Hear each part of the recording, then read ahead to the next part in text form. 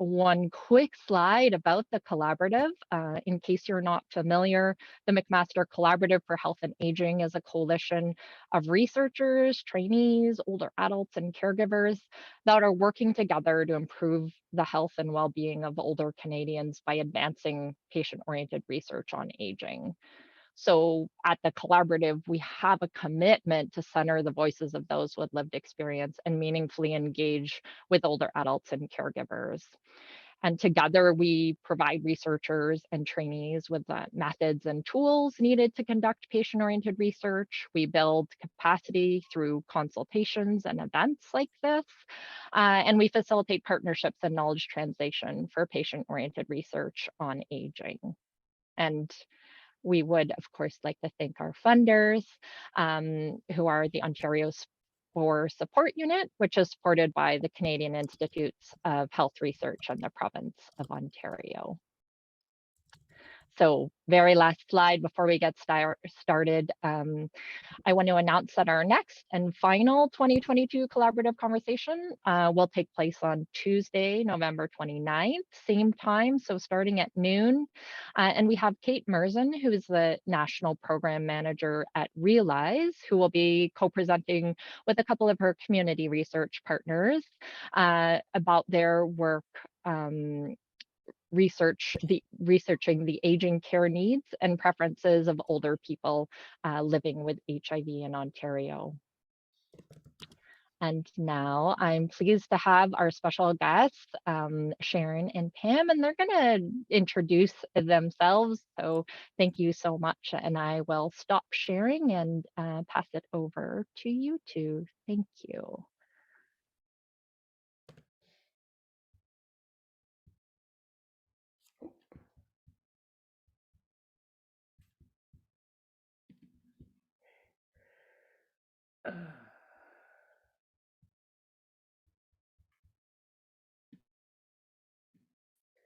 Sharon, you're on mute. I did everything right, but forgot to unmute myself. That's the thing I usually remember. Sorry about that. I was all panicky about getting my slides up and forgot that I had to talk too.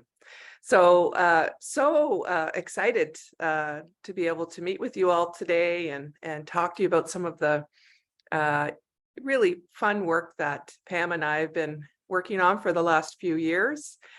So I am a professor and Gladys Sharp Chair in the School of Nursing at McMaster, where most of you are as well, and have been focusing my program of research on strengthening a palliative approach in long-term care homes. So this is one project that kind of took up a lot of my time the last few years, but an exciting one as well.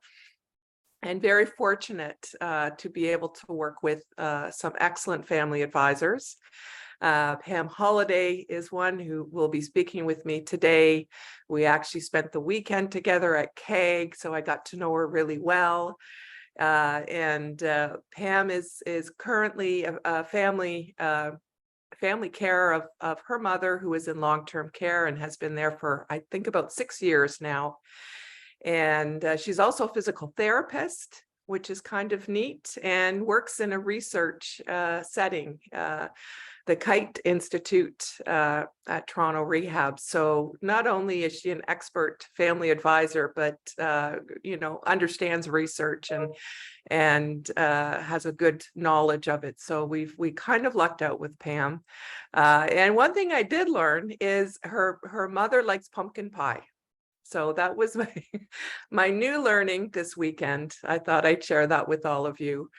So Pam, you're welcome to introduce yourself and fill in any gaps that I missed. You're good? Okay, great. And also want to acknowledge, I saw on the participant list, Marlene Moorman, who is one of our new family advisors who just signed up. She's from Saskatchewan, and we were supposed to meet her actually in person this weekend, but she was ill, so we weren't able to. But I think it's a good sign, Marlene, if you showed up today. So glad to see you're feeling well enough to join us for this presentation. So Pam and I, we thought we would we both like to talk, so we'll warn you. But we thought we would try to, keep our slides to about 40-45 minutes. We really wanted to get some discussion with everyone as well. So that's our goal. We'll see if we can do it, Pam. Keep it to 45 minutes. We'll try our best. So this is the study that we'll be speaking about today. You can see the 6 countries that were involved. I have a little video that I'm going to show that really helps. It gives you an excellent introduction to it, and it's quicker than I probably would take. So I'm going to try to play the video, and hopefully everyone can hear it. It's just a few minutes. My Support Study is an international study of the family care decision support intervention. It is designed to support family carers to make decisions around the care of their loved one living with advanced dementia as they near the end of life. My Support Study aims to adapt, implement, and evaluate the educational intervention in 6 countries: Canada, Czech Republic, Italy, the Netherlands, the Republic of Ireland, and the United Kingdom. There are 2 components as part of the intervention, which include training for staff and a comfort care booklet. The Canadian team is leading the Public and Patient Involvement Work Plan, or what we call PPI, to help inform the study based on what we're hearing from family members and those who will be using the tools and resources that we develop from the My Support Study. In each of the care homes, the comfort care booklet will be available for families and staff. This booklet provides information on options of care for people with advanced dementia at the end of life. The booklet has been adapted for use in each of the countries to reflect the care provided in each country. After reading the booklet, family carers will be asked to participate in a family care conference. This will be a meeting with nursing home staff where family carers will be able to discuss of their relatives' end-of-life preferences. Health professionals at each nursing home participating in My Support will complete online training on how to conduct a family care conference. Content covered within the training includes modules such as effective communication, documenting outcomes, and holding family care conferences. The family care decision support intervention is being implemented in 2 nursing homes in each of the 6 countries. We will be asking staff and family carers about their experiences with the intervention through interviews and questionnaires. The Republic of Ireland team at University College Cork will implement the family carers decisional support intervention into 2 nursing homes. The team is also focused on sharing what we have learned across the 6 countries involved in the study and the findings from the study with the wider community, families, nursing staff, and all who could benefit. In partnership with the All Ireland Institute of Hospice and Palliative Care, we have developed a knowledge translation and exchange strategy to ensure information about My Support reaches health professionals and people who may benefit from it. If you would like to help us share information about My Support and widen our reach, please get in touch. If you would like further information, you can visit our website, mysupportstudy.eu. Follow our work on Twitter at mysupportstudy, or you can email info@mysupportstudy.eu to request our newsletter. This project is funded by JPND, which is an EU joint programme on tackling the challenge of neurodegenerative disease. Alzheimer's UK have committed additional resources in the rolling out of the study across the UK. Partner organisations and institutions are collaborating across the 6 countries to conduct the My Support study.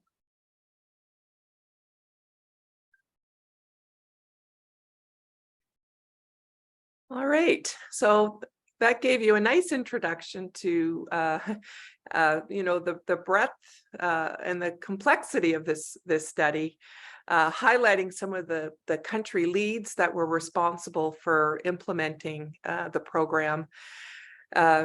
So this is our lovely team. This was when we first met before COVID and before we implemented the study.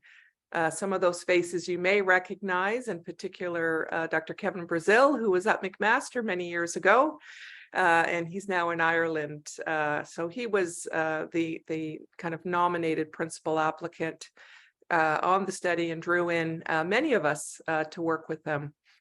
I also wanted to introduce you to our Strategic Guiding Council, and you'll see Pam in the center. So this was probably one of the most meaningful parts of my research career so far, although I wasn't as engaged with the group as I would have liked to. I had two staff, Emily DeSante and Daniel Just, and they led monthly or bi-monthly meetings with the Strategic Guiding Council. And the first thing that they were tasked to do was to find a name to call themselves. They didn't like patient engagement or family cares. So they, as a group, came up with the label Strategic Guiding Council. So that's what we call them throughout the presentation and within all of our documentation of our project. So we had representation from 5 countries. We weren't able to secure someone from Italy because of some language issues. So we had good representation from the remaining 5 countries throughout the project. So this was highlighted well within the video. I just wanted to add, though, that the family care decision support intervention was previously tested in a large randomized control trial in the UK with significant improvements in family decisional conflict. So families were reporting less decisional conflict after having participated in the study compared to those who didn't. And so it was really when the call came out for funding for the joint program, JP&D, we were really situated well for this kind of study. And so given we had a successful RCT, actually I wasn't involved in it. I feel like I have because of all the work we've done afterwards. But Kevin led that study. But we were in good shape to scale up the intervention and to try to see how it would work in different contexts or different countries. So that's what we aimed to do, and really, paid good attention to the context within a case study design. So one of the interesting things that I learned in this project, and if any of you have worked with any EU-funded, European Union-funded studies, they have work packages, so which I had never heard of before. We've kind of done a similar thing within my project team, but essentially each lead on the study took one part of the project. So we kind of worked together to figure out who would do what based on previous expertise and resources available and interests. So essentially the Canadian arm, which I led with Dr. Tamara Sussman, and we actually have some others at McMaster involved as well. We have Dr. Nuri Akhtar Danish, Dr. Rebecca Ganan, and Dr. Julia Abelson as well, who are all part of the collaborative, or at least Julia and Rebecca are. So we this was the focus for us. So I was tasked really with how to best engage families, developing some processes along the way, and evaluate the patient engagement strategy. So I think I actually did pretty well. I think it was probably the most interesting part of the project. So I feel quite grateful to have that opportunity. So how we started off, we even though Tamara and I had involved many family members and residents in our research program to review tools, look at gaps and needs, we've never really had a formal process. So we had time to kind of go to the literature, do some interviews, see what was available, what knowledge was available and what resources were available to help us guide the development of our initiative. So we found actually, to be honest, the best work that we could find was in ACRU. So we were very, we kind of used that to help develop some of our processes. And then we also collected, we interviewed project researchers, 38 of them from each of the countries, because we felt it was important to figure out how patient engagement was perceived in each of these countries, how it was embraced or not embraced in research, and what people were currently doing within their own countries around engaging patients and family caregivers in studies. So we took a lot of time and did a lot of interviews and found some very interesting findings that we were grateful we had took the time to do. We also, after we recruited our family members, our strategic guiding council members, we conducted interviews with each of them, again, to get their perspective, find out what their goals were, what were some of the barriers to participating on the strategic guiding council, and anything we could do to help facilitate better engagement and a positive experience. So back to our researcher interviews, we managed to get 38, as I mentioned, and pretty good representation from all 6 of the countries. UK definitely had a higher number, and Canada did well as well. So I'm going to just kind of give some high-level findings from those interviews. But clearly, most countries valued the importance of engaging family members in research. Really, we need to know what it's like and what are some of the issues in order to really make sure we respond appropriately to their needs and create the kinds of tools and interventions that are helpful for them. We also, I have to say Canada and the United Kingdom are probably the 2 countries that were most comfortable with patient engagement. It shows up in the quotes as well. In fact, so the last quote there, we really we need to pay attention to what really matters to the person with the condition or the disorder, or for what who we expect the research will benefit. So really, reiterating the need to engage the people who will be engaged in the activities or the interventions. So we also did a survey, and we used Dr. Julia Abelson's PEAT modules.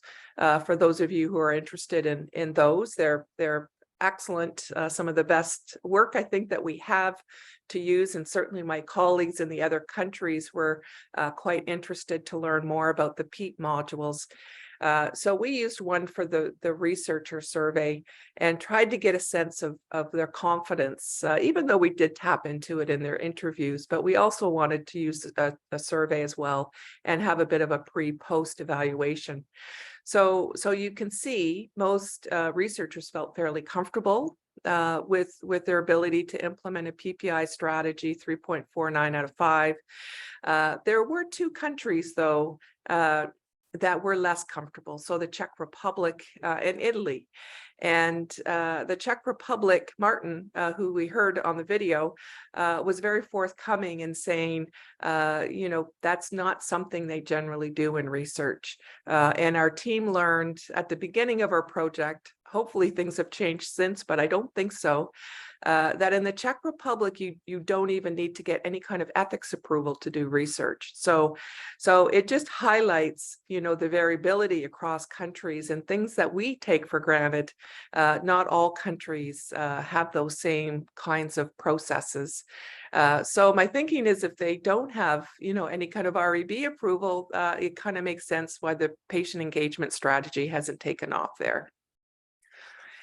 So this is a bit of a flow chart for the processes that we underwent to recruit our family caregivers.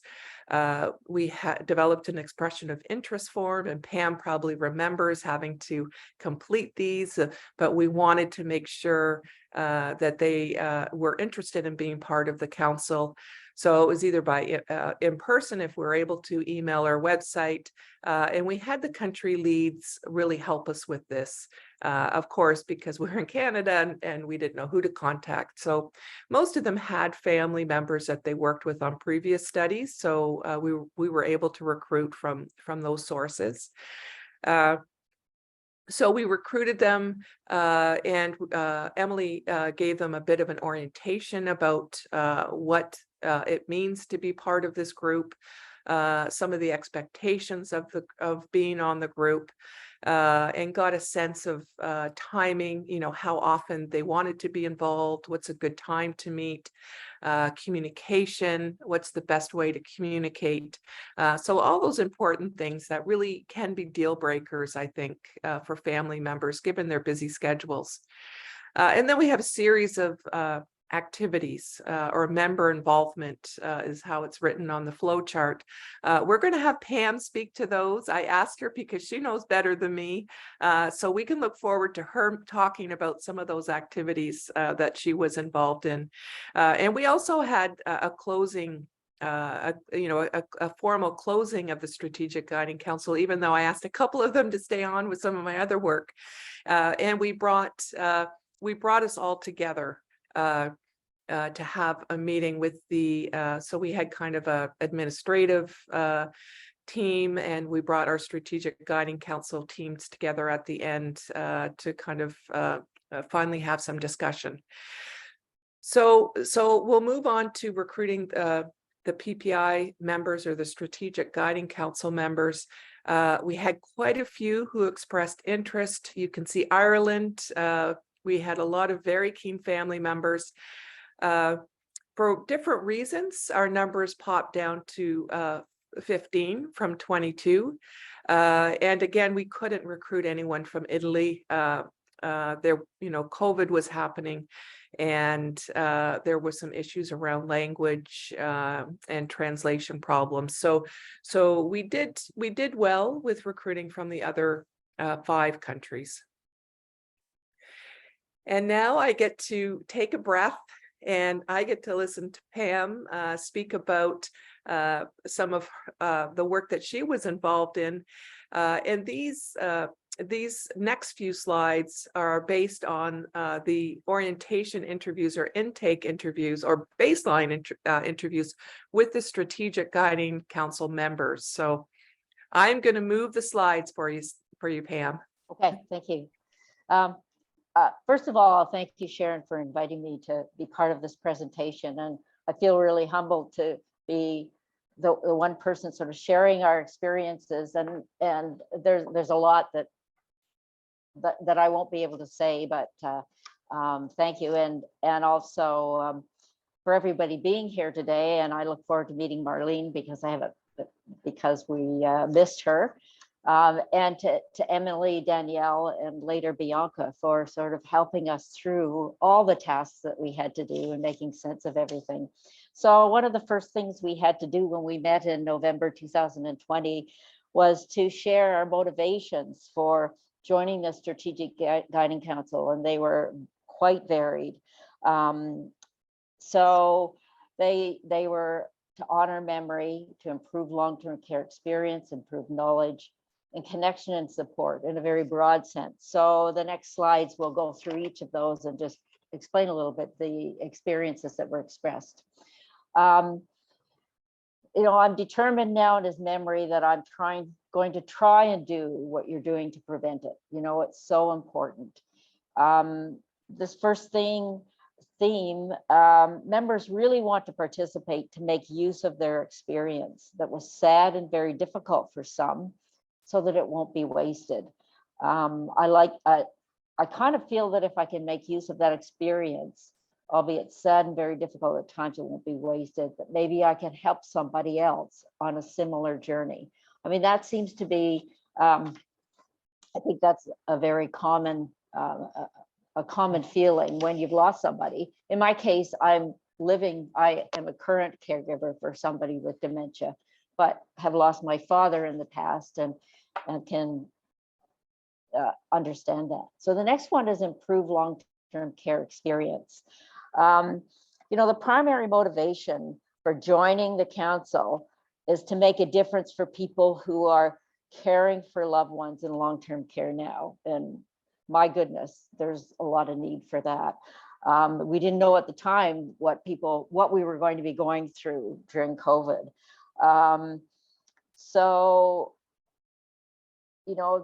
The comments were to communicate in a way that you know what the wishes are and of the person, so it becomes personal and not the hurry of the nursing home.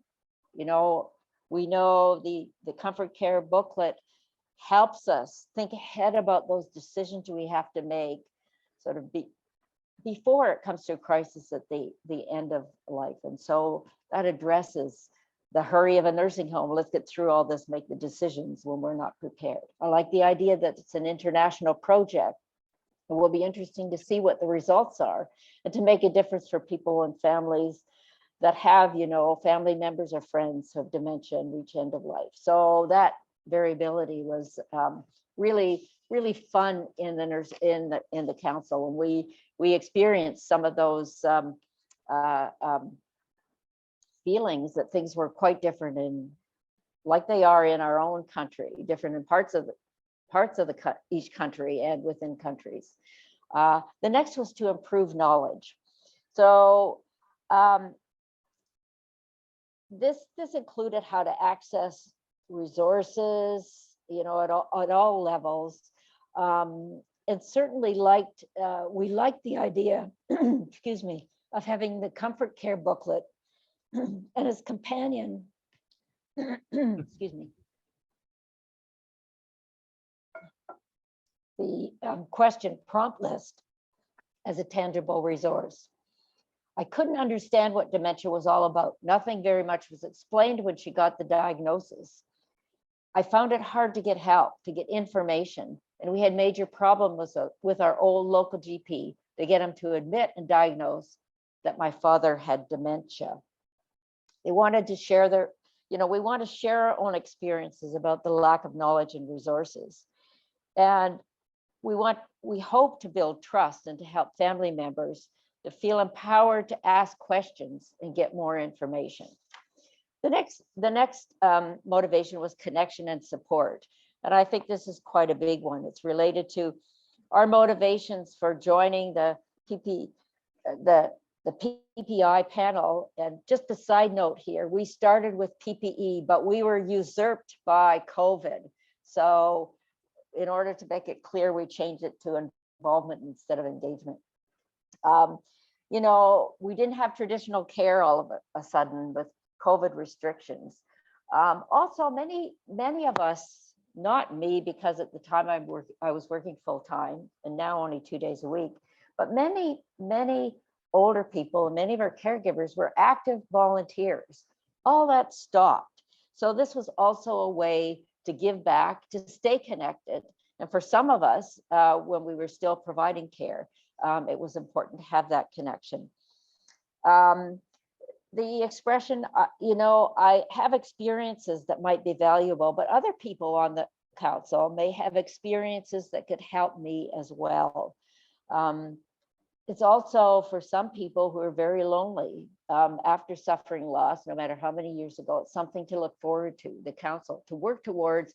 And I think especially for me, and now it's something I really need, is to keep my brain going. If you have nothing to look forward to, I just get terribly depressed. So this is something for me to look forward to, if it helps.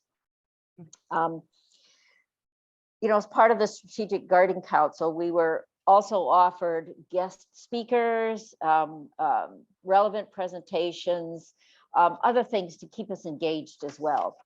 And so the activities, this huge list of 60 activities. Sharon thinks that I remember them, but I don't. In the end, we had hoped at one point to meet face-to-face at a conference or whatever, but it never happened. We operated by Zoom, just as we are now. And for many, that was a technological challenge, although actually by November, most people had Zoom. Still some of the support background, the internet issues and, you know, getting things organized. But I have to say that Emily was absolutely superb in smoothing this out for all of us. Every meeting started and ended on time. We had an agenda. If we needed support, she would do it before or after. She would coach us through things. And we had 16 activities. Up front, I'm going to say, you know, at some point along this trajectory, we wanted to know like where we are in place. This is an international research project. A lot of things seem to be happening. We're doing a lot of these things. Where are we and what difference is it making? And so she created a chart that updated us with our work that we were doing, the larger council contributions, and that made a huge difference.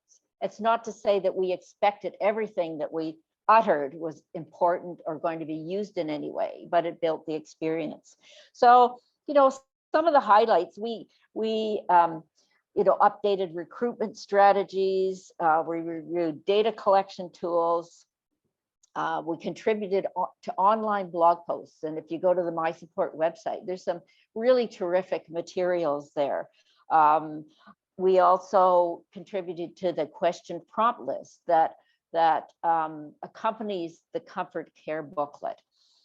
So these really were very tangible tasks that we had to do and that we were led through. And I think everybody benefited, and there was always time to engage each other and everyone had a say. So we felt very engaged, and that was a very important thing for us to be known for that, or to know that that happened. So before we're going to start with Christine, and before we do each voice of the Strategic Guiding Council, it's really, you know, to help guide the future work with PPI and to reflect on our experience as members. This is what this represents, and perhaps the impact that we think we had or the whole project had. Christine is trained as a nurse in 1973. She's from the UK. For the last 22 years, she worked in palliative care before retiring in 2017. She has since been very involved with supporting and teaching carers about dementia. Christine's daughter was diagnosed with behavioral variant frontotemporal dementia in 2012, aged 37, and she died 5 years later. Christine has since written and published a book about her experience. So let's hear Christine.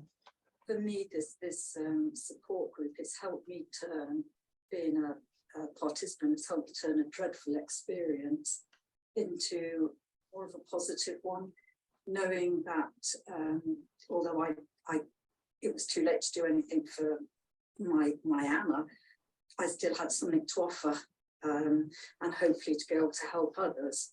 So from that point of view, being a member of this group has been, for me, yeah, very, very forward thinking, and I know my daughter would have really wanted me to do this, you know. So yeah, thank you. Okay, next we'll hear from Rita. Rita's experiences have prepared her to engage in situations that would ultimately empower others.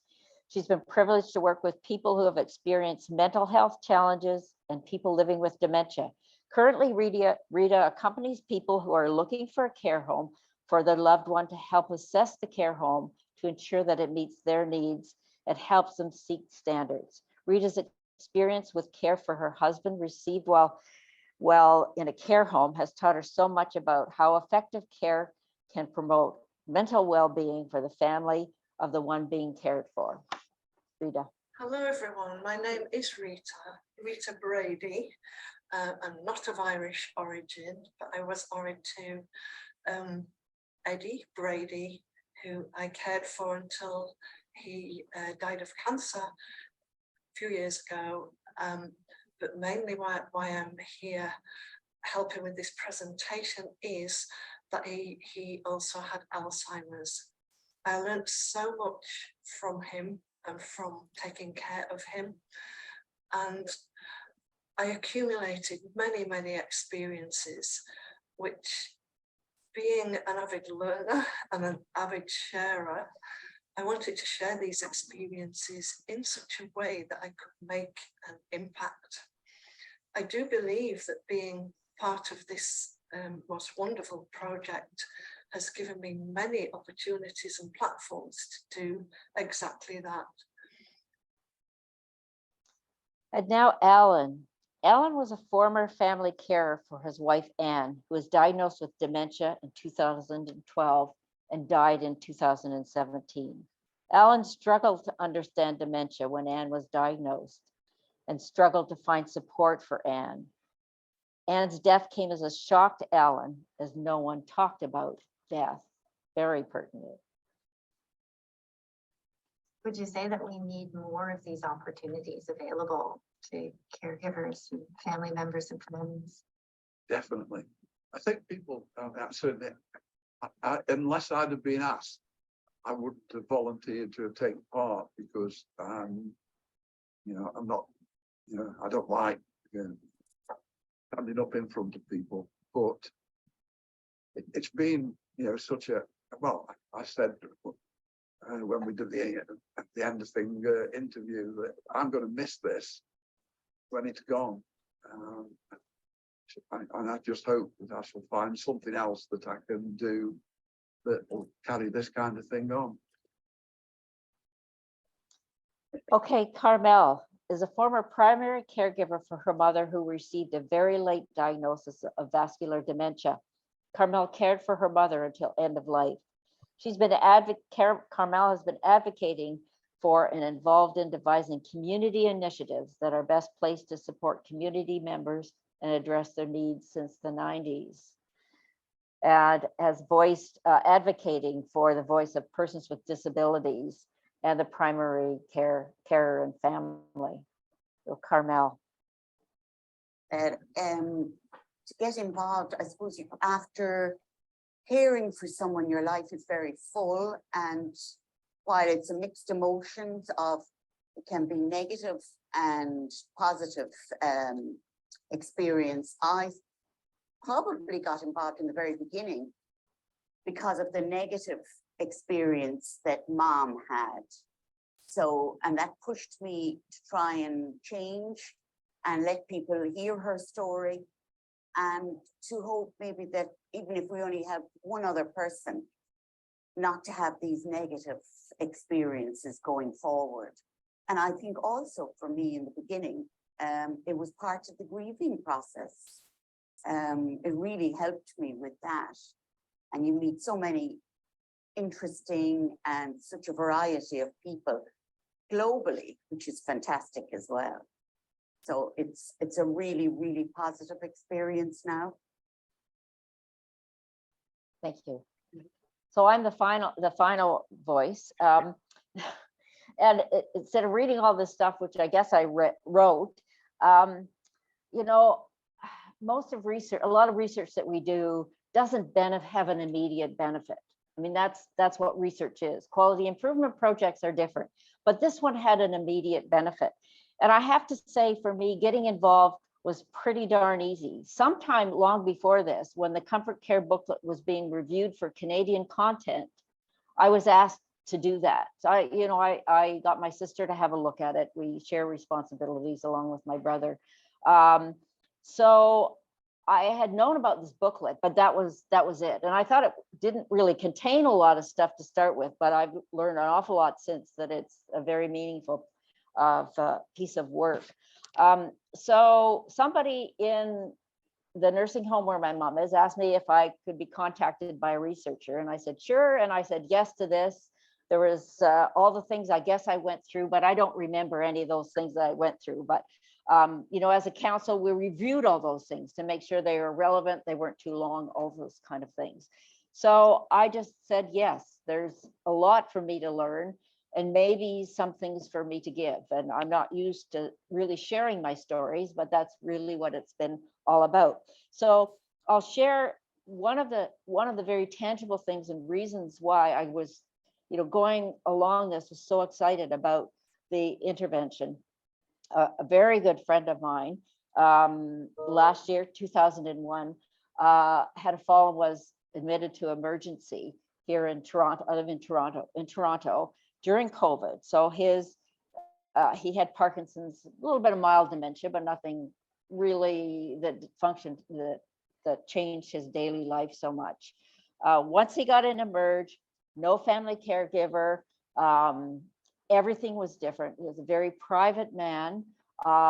He became very aggressive, wouldn't eat. And it was 2 or 3 days. He was waiting for a bed. After a few days, his wife was allowed to come in for short periods of time. This really, it took her convincing. And what she was telling me was, it just sounded like all the topics in the comfort care booklet. He had trouble swallowing. They wanted to, tie him down, restrain him to the bed. At one point, they wanted to put in a tube because he wasn't eating and wasn't swallowing. And I said, whoa, wait a minute there, And so I shared the comfort care booklet with Vera, and it really enormously helped put things in perspective, to help also her to think that saying that, a tube in the stomach was really not something she wanted or that he wanted, and to help her stand up for that. It was just a very meaningful experience, and to know, like, that was a whole different setting in Emerge, and it ended badly and it wasn't nice, but to say that we've got a resource, and it's really a meaningful thing to do. So of course, why I continued on with this was because of that experience, and I think there's a lot to do. And speaking of, we're talking about relations and building community and long-term care. And be darned, in that video that you showed, Sharon, at the beginning, was one of my favorite men at Shalom Village, where my mom is. He's still there. He came to look after his wife. We were in the same dining hall. He and I both wear Levi jeans and talk about it every week. And he'd just come in, he'd say, how are you doing? He says, I'm great. And so he's now a resident in another area. His wife is still living, which is really nice. And so, man, it's not just the person you care for, but it's everybody else. So that's the end of my story. Thanks so much. Yeah.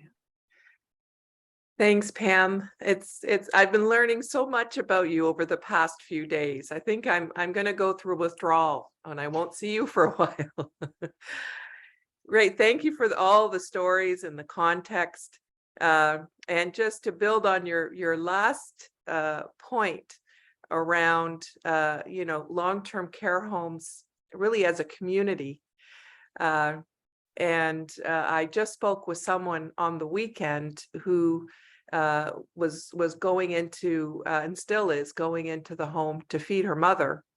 And she became good friends with another gentleman who sat close by, who was feeding his wife. Anyways, I think both of the lady's mother and the fellow's wife passed away, and the two of them got married. So a true, example of a community, and how close you get to people, and when you're going through these kinds of things, and the amount of time you spend there as a caregiver. So I think that's a really great example of the friendships, and just as you highlighted as well. So this slide really, what I was mentioning it earlier, how we brought the Strategic Guiding Council and our team of investigators and students and coordinators together at one meeting. And interestingly enough, I think I was under the impression when I put this proposal together that we should have families or family voices at these, very high level administrative meetings of the research team. And I think we may have tried it.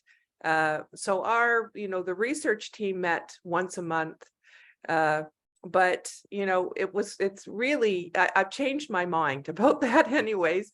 And I think we did have a family member attend the first one, but it's very, very administrative type conversations. And I think one of the things I learned is we really need to engage families in meaningful ways. And even though it sounds like a great idea to have them attend these, high-level planning and administrative meetings, it wasn't really great use of their time. And I think, the one family member really wasn't that engaged. So we opted not to engage families unless, if they wanted to. But we did hear throughout the 2 years of the project that they did want to talk to the research team and get to know some of the other lead investigators and hear how their work, which was, as Pam really nicely described, there was quite a bit of work on their part, but they wanted to see how we were using that in our decisions and as we move forward in the project. So this was a meeting. It was a lovely meeting. I think we all walked away realizing we're never going to do another project without having family members involved. Really just a wonderful experience. And a very large team, as you can see. So the last thing I just wanted to quickly highlight, I have a feeling we're getting close to the end, because this was an international project with 6 different countries. I thought we could share some lessons learned. And for those of you who might be embarking on a similar project, the first thing we realized, and we knew going into the project, there were many different languages spoken among the lead investigators. So, the investigators, as you could hear in the videos, spoke and understood English well. But there was some concern about the family members being comfortable speaking in English, even though they might be able to understand, they weren't always very comfortable. So we opted to have a buddy approach where we would link the family advisor more closely with someone on the research team in that country. So if they wanted their buddy to come to the meetings, there was that option. And just to give them a little bit of, comfort knowing if they needed some help with translation, that could happen. The other piece around, we have language, but we also have different cultures and different beliefs and values. And certainly that came up, was quite apparent with the Czech Republic and Italy as well, in terms of how they see research and patient engagement. So trying to and then, we're working with people from the UK who didn't understand why we all weren't embracing patient engagement like they do. And Canada was pretty close to being like that as well. But how do we get everyone kind of on the same page, speaking the same language? So that was another challenge that we had to work through. And I think on a positive note, the ones from those countries who weren't that aware of how to engage families certainly learned a lot over the course of the 2 years from many of us who have been more involved, and I think are walking away with similar plans to make sure they include family members. So that's a good thing. It was tough to get a commitment to attend monthly sessions for the Strategic Guiding Council, and Pam is more aware of this than myself. But certain members, made it to every meeting. Others not so. We did have a few drop out towards the end, I think with COVID and lots of other things, family deaths, where they didn't stick around for the full 2 years. So commitment's always a challenge as well. And then of course, COVID complicated everything in our lives. And this project in particular, we were just starting to launch it before March 2020. So it created a lot of change and stress and anxiety, but also brought us closer together. And I think we might be close to the end. Just wanted to show you the Comfort Care booklet and End of Life. This is one Pam, I've mentioned that a couple times since I spoke to you, how you've been sharing it with your family members. That's great. A good testament, I would say. And it's been translated in, and I have lost track of how many different languages. Some more pictures of our lovely Strategic Guiding Council team members. Acknowledge the support that we received through JPND. I need to make sure I mention that as well. And now we can have some discussion in the last 4 minutes. Sorry about that. But I know there is time after 1 for more session or more discussion. So I'll leave you with my email address if anyone is interested. Feel free to check out our 2 websites. The My Support Study website has a lot of our blogs, like Pam mentioned, and lots of other information as well. So thank you for your time. And, I have to say thank you, Pam, for your time as well. Really good of you to take the time, and I'm glad you did, because I learned more things now about you. Thank you to everyone as well.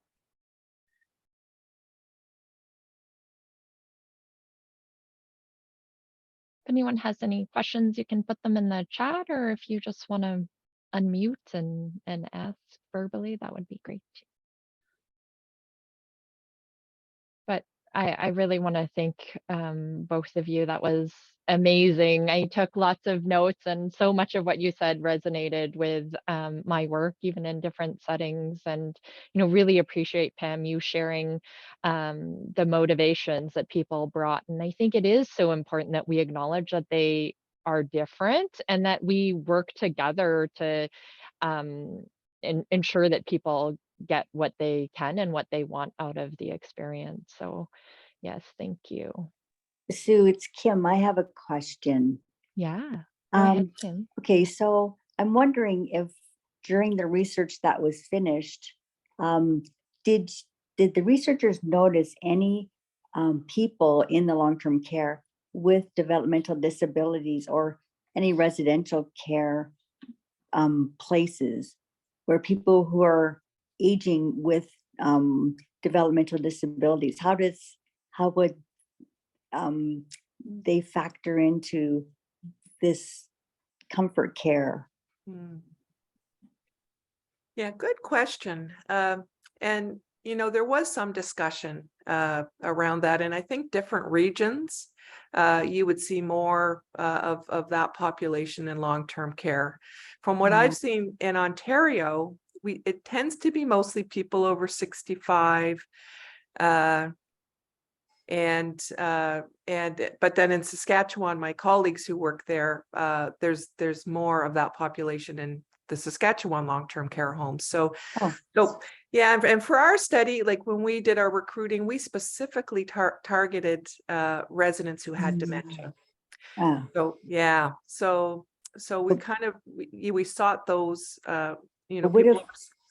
What if people who are aging with, say, Down syndrome or whatever, and they're over 65? I'm just wondering, they could have dementia, and how would researchers know? And would it be the same?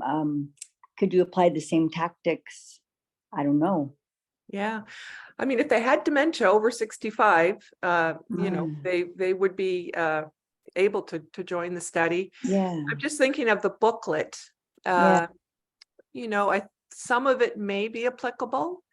It's just hard to. It'd be interesting to study. Yeah, it's a good question. It's a good question. I see Rebecca's hand up. I think you're muted though, Rebecca. You're pulling my trick.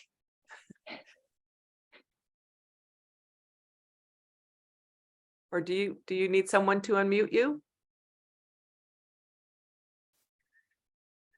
I did learn if you click on your picture, you can unmute yourself there. Yeah, sorry, I wasn't unmuted. It just was connected to the wrong audio on my computer. So sorry about that. Thanks so much, Sharon and Pam. Really fantastic presentation. Really appreciated everything you shared. One of the things that we've found in our engagement opportunities, like we've learned sort of over time, is that there are sort of the things that you plan, like your engagement strategies that you plan, but it actually is so valuable to have those sort of fit for purpose, like emergent opportunities where you didn't necessarily think, oh yeah, we're going to engage our partners in these ways. And yet when you have that space to do that, these kind of opportunities emerge. I wonder if you can share some of those kind of emergent or surprising engagement opportunities that came up in the project, if there were. Yeah, good question. I'll let Pam take a stab at this as well. But to be honest, Rebecca, I think they all were emergent. I think we were kind of learning as we were going and seeing what opportunities. I don't know if there was a lot of, other than the intervention materials, but I think a lot of those things you talked about, Pam, kind of came up during the study. We as a council member, we didn't really know ahead about what we were doing. So yeah, some of them were quite the fast turnaround. But you know, I sense that involvement in the blogs, for instance. So this was some activity that was going on, that there was an interest for people to communicate that way, and some writers who did that. So I think maybe that was a bigger effort than we thought. You know, we did want the bigger picture, and you know, I was in the international meeting, and I can see why, you know, it wouldn't be great for all the times, but for that one, it was really quite good. You know, it changed. One of the things that we needed was some assistance in using Microsoft Microsoft Teams, where all our information was shared. So there was some learning, you know, around that as a result of just the technology that we had to use. You know, I think because, you know, some of us were current caregivers and some of us were past caregivers, some of the needs that people expressed and certainly some of the abilities that we all had were different. So those were always, you know, at the other end for Emily and Danielle and later Bianca to you know, help us through a lot of those things. So, you know, I don't think we had, we did have a lot of some things that came to us and say, we need this in the next week.